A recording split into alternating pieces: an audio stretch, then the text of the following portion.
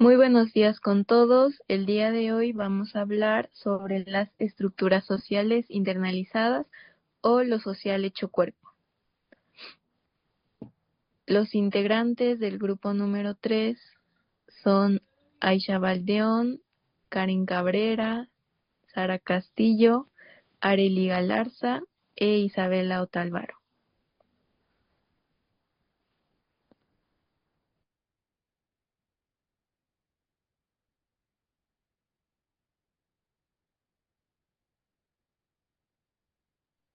Como una breve introducción, el estudio de las prácticas sociales, según Pierre Bourdieu, se sitúa en un contexto de profundas transformaciones sociales y culturales a finales del siglo XX, marcado por la globalización y las nuevas identidades.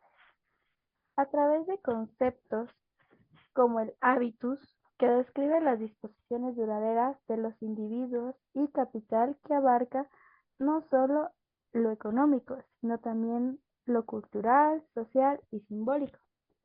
Bourdieu enfatiza que es malo ver a los individuos como meras marionetas de estructuras sociales.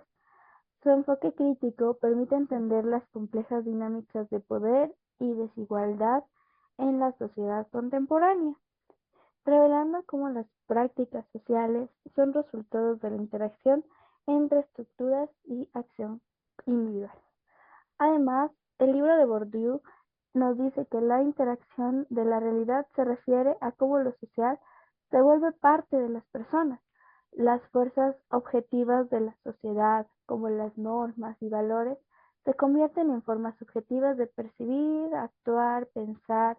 Esto revela la estrecha conexión del individuo y la estructura social, donde se construyen mutuos en un mismo entorno. Por ende, vamos a hablar ahora de la internalización de la realidad. La internalización de la realidad se refiere a cómo las personas hacen las propias estructuras sociales, es decir, cómo lo que es externo a ellas, normas, valores, creencias, se vuelve parte de su forma de ser. Esto implica que las personas no son simples receptoras de su entorno, sino que participan activamente en darle un significado a lo que las rodea. A través de este proceso, lo social se encarna en el cuerpo y la mente de los individuos, moldeando su manera de ver, sentir y comportarse en el mundo.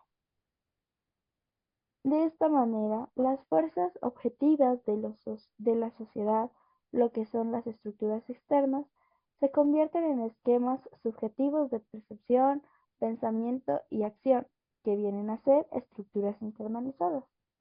Esto da lugar a una dinámica de mutua constitución entre las personas y la estructura social. Es decir, las personas no solo son producto de sus condiciones sociales, sino también contribuyen a configurar estas mismas condiciones a través de prácticas y acciones cotidianas. Hay, por lo tanto, una relación estrecha entre el individuo y su estructura, donde ambos se van a construir mutuamente.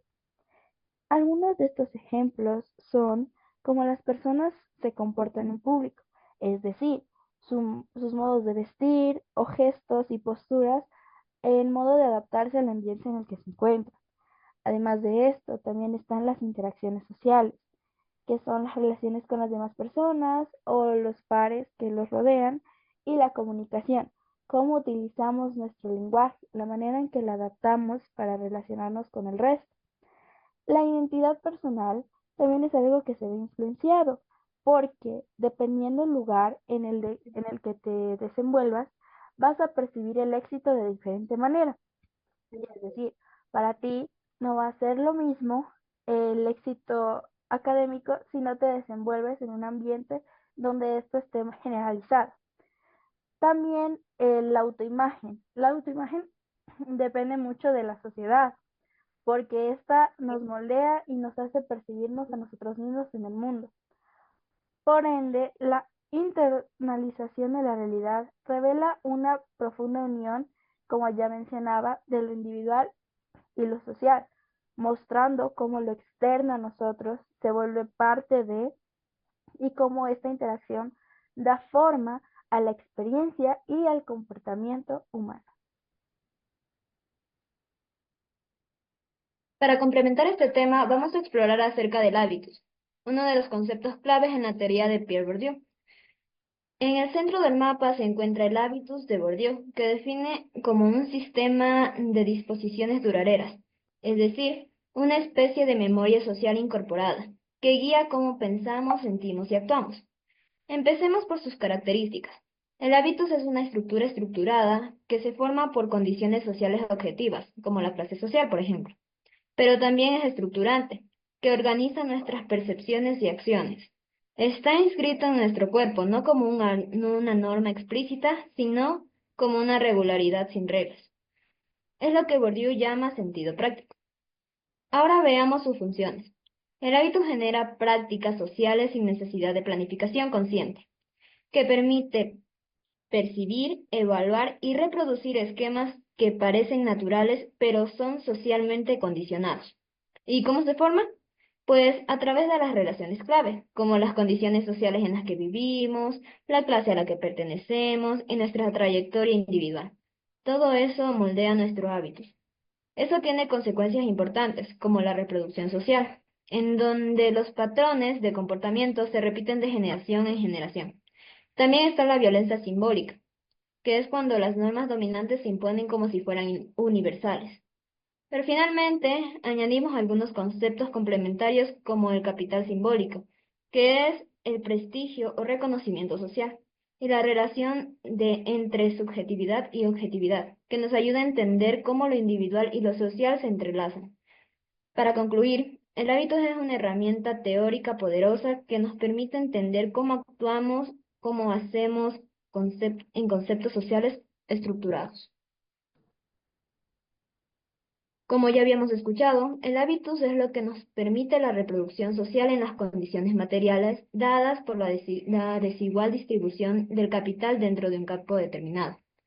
O sea, que se trata de la incorporación de normas del juego, las cuales perpetúan la desigualdad previamente establecida. Aquellos que participan activamente en este juego lo hacen con el objetivo de acumular más capital, ya sea económico, social, cultural o simbólico. Estas prácticas tienden a ser irreversibles, pues están íntimamente ligadas al tiempo y al desarrollo del propio juego. Por otro lado, el sentido práctico es la intuición generada por el hábitus, producto de las experiencias vividas en la sociedad determinada. Gracias a esta experiencia, los agentes logran actuar sin necesidad de reflexión racional o metódica, pues ya saben de una forma casi instintiva estrategias para emplear para poder posicionarse mejor dentro del campus. Este sentido práctico da lugar tanto a un sentido objetivo como a uno subjetivo. El sentido objetivo se refiere a cómo la práctica de los agentes se produce sin necesidad de la reflexión consciente. Las condiciones materiales y las estructuras sociales del campo en el que se encuentran. Actúan dentro con su posición social y con reglas implícitas de su entorno, consolidando las dinámicas de poder y desigualdad. En cambio, el sentido subjetivo es la vivencia interna del hábito. Es la manera en la que los agentes sienten, perciben y se disponen a actuar en el mundo social. Esta percepción se vuelve una segunda naturaleza, que guía las prácticas cotidianas moldeadas por la historia individual y la posición en la estructura social. O sea, como en conclusión, es un conjunto, el hábitos y el sentido práctico, que permiten componer cómo los individuos no solo se reproducen en las estructuras sociales objetivas, sino también cómo las incorporan subjetivamente, viviendo y sintiendo de manera coherente con el orden social establecido. Así, la reproducción de la desigualdad no es simplemente un fenómeno externo, sino algo íntimamente experimentado y naturalizado en las prácticas cotidianas. La internalización de la dimensión corporal. Esta se refiere a cómo las personas perciben y viven dentro del entorno social. No se trata solo de lo físico, sino también de todo lo que hemos aprendido cultural y socialmente sobre cómo debemos actuar y sentirnos. En este mapa conceptual se organiza la internalización en tres áreas: normas culturales, autoimagen y comportamiento social. Primero, las normas culturales son las que nos dicen qué es considerado normal o apropiado. Estas normas establecen estándares de belleza y expectativas de género que varían según la época, la cultura y el contexto. Por ejemplo, lo que en una sociedad se considera atractivo o correcto puede ser muy diferente en otra. Luego está la autoimagen, que tiene que ver con la forma en que nos vemos a nosotros mismos. Está relacionada directamente con nuestra confianza, autoestima e identidad personal.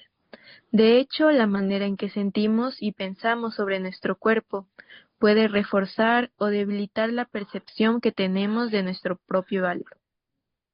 Finalmente, el comportamiento social muestra cómo adaptamos nuestro cuerpo en función de los espacios en los que nos encontramos.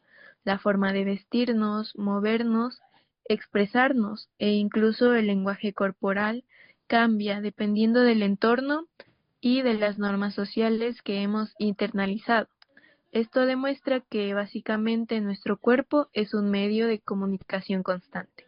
En resumen, la dimensión corporal es fundamental para comprender cómo las reglas sociales y nuestras propias experiencias personales moldean no solo la forma en que nos vemos, sino también el cómo actuamos y nos relacionamos con los demás.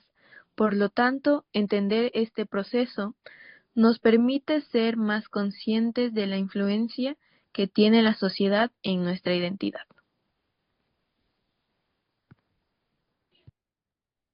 Wow, ciertamente, la discusión sobre la internalización de la realidad y la reproducción de las estructuras sociales a través del hábitos no se detiene ahí, pues ahora vamos a ver la sistematicidad de los hábitos y las prácticas, en- de manera más específica, los hábitos de clase.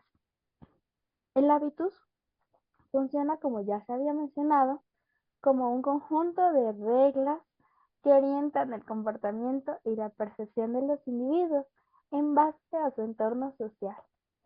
Este sistema no es estático, sino que se ajusta y modifica conforme a las personas se enfrentan nuevas circunstancias o desafíos. Sin embargo, la capacidad de adaptación del hábitus está limitada por experiencias pasadas y condiciones sociales que les han ido dando forma. Esto significa que, aunque las personas puedan innovar, cambiar, superar, sus prácticas suelen enmarcarse dentro de algo ya previamente establecido. La sistematicidad del hábitus implica que las prácticas generalizadas son coherentes y comprensibles dentro de un contexto social específico. Esto contribuye a la reproducción de las estructuras sociales, ya que las disposiciones compartidas fomentan la continuidad de normas y comportamientos. El hábitus se transforma en un mecanismo que no solo refleja, sino que también reproduce algunas injusticias sociales. Las diferencias en el acceso a recursos, educación y oportunidades se arraigan en las estrategias de las personas y cómo las implementan según su entorno social. En el contexto ecuatoriano, la diversidad de ética y la diversidad étnica y socioeconómica se traduce en una variedad de hábitos que reflejan las desigualdades históricamente estructuradas.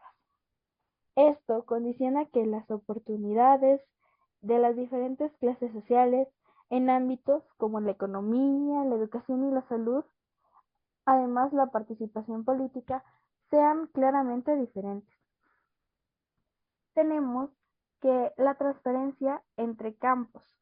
Los mismos esquemas de acción son trasladados de un campo a otro, lo que explica la regularidad de prácticas sociales dentro de una clase. La función estructurante del hábitus.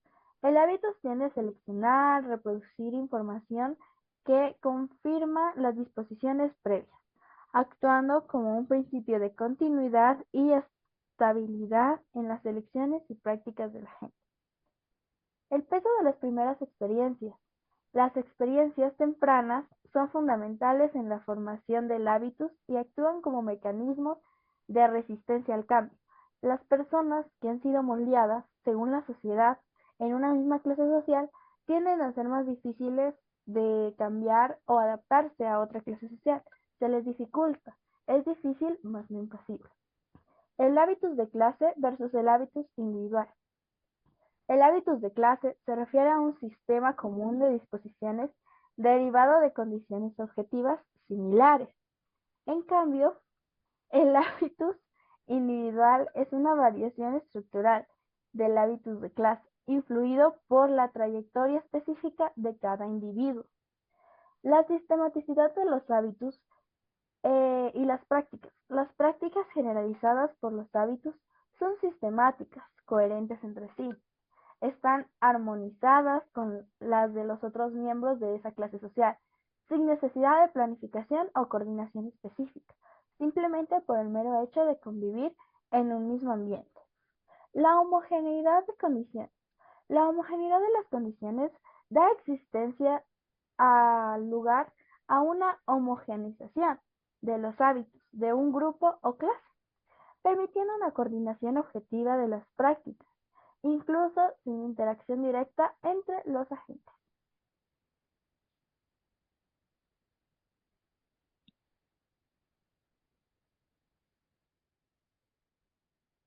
A continuación vamos a ver un video donde nos explica el hábitus de la teoría de Pierre Bourdieu.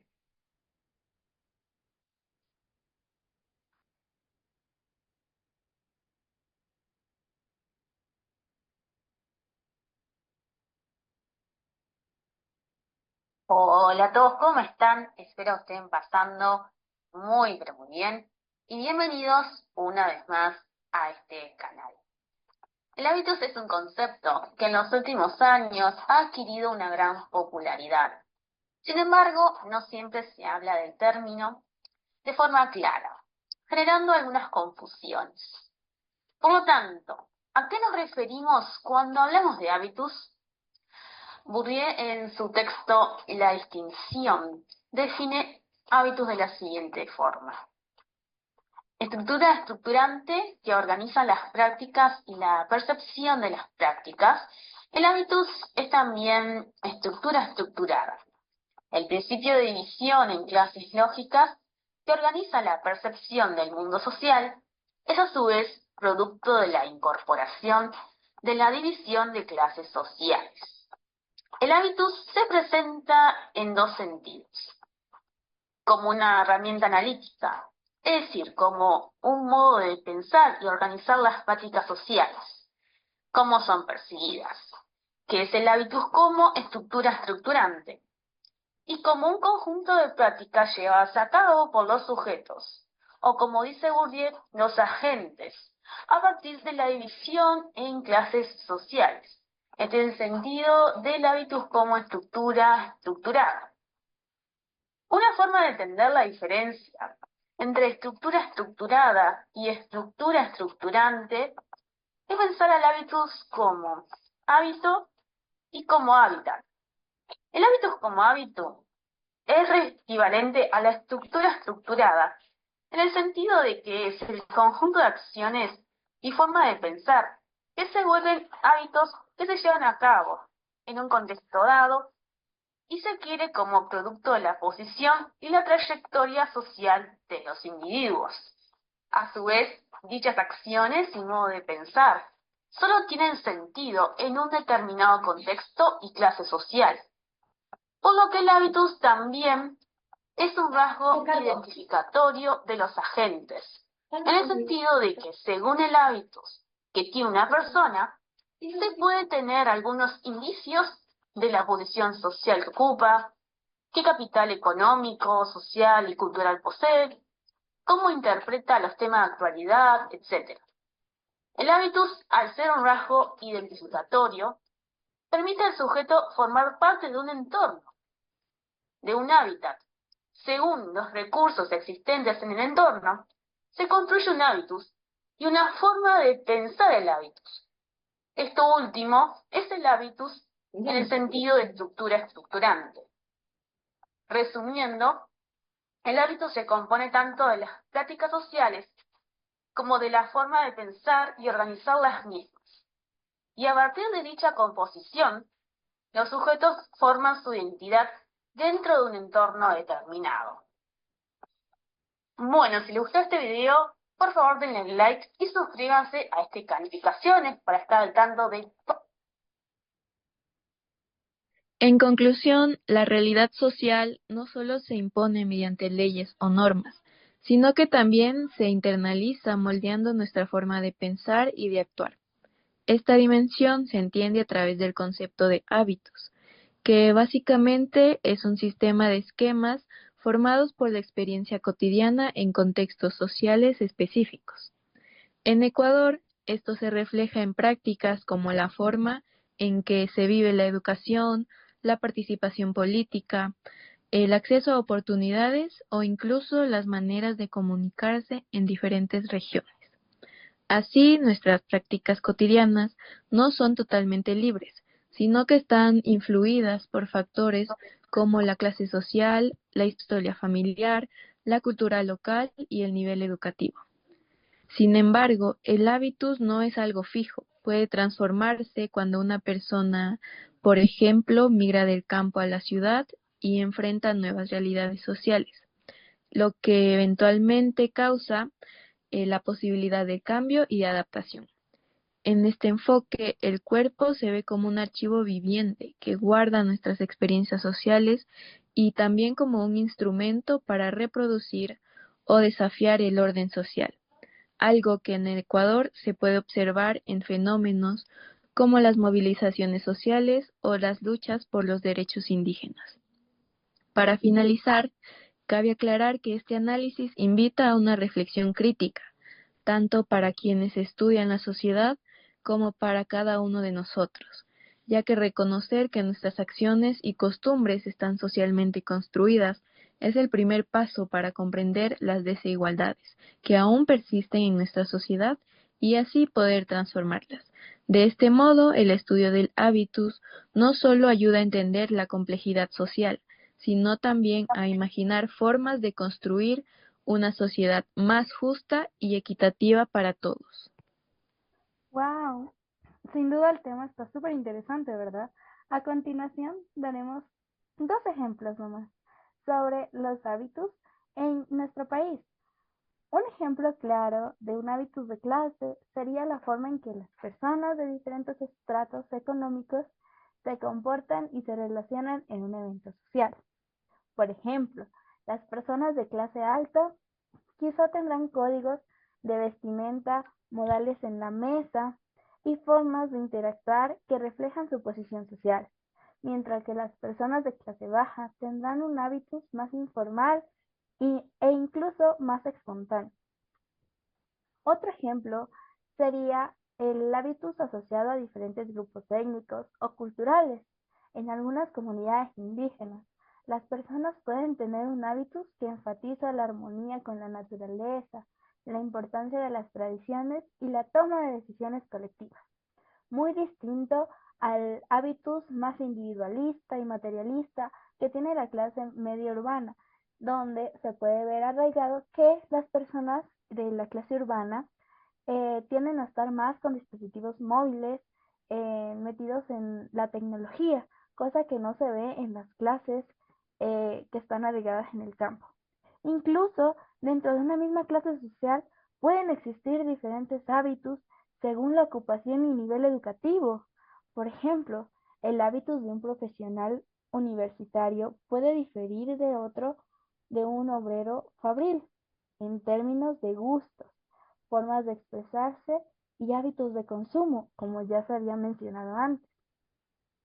Bueno, estos ejemplos mencionados muestran cómo el hábitus está profundamente en la vida de las personas, reflejando y reproduciendo las divisiones y desigualdades persistentes en la estructura social aún en esta época moderna.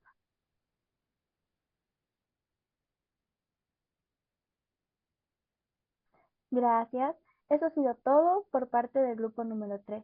Espero que les haya quedado claro el tema.